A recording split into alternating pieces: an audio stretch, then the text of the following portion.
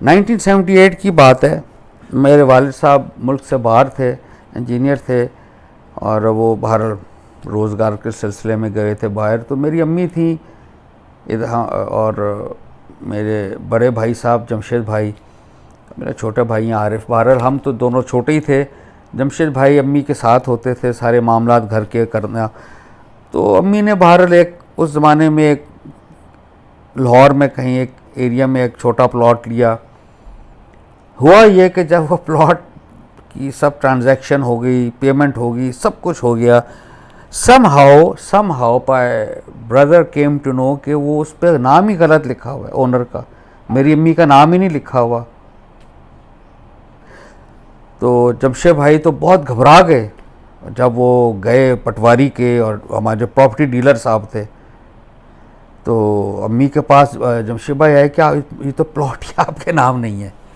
یعنی it was a big shock. مجھے آج بھی وہ شاکڈ فیسز یاد ہیں, that expression of shock on their phases.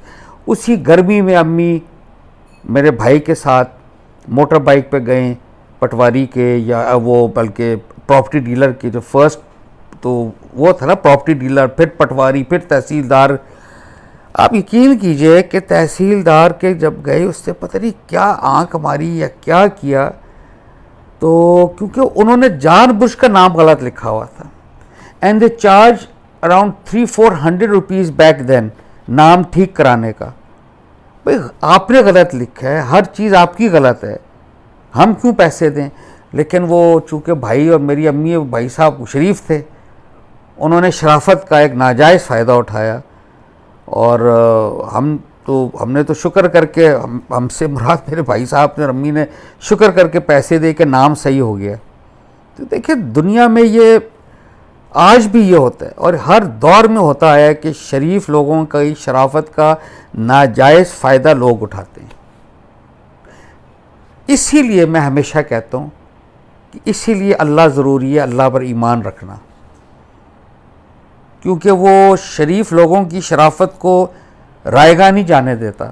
وہ کہیں نہ کہیں کسی طریقے سے ضرور اللہ پاک کمپنسیٹ کرتے ہیں.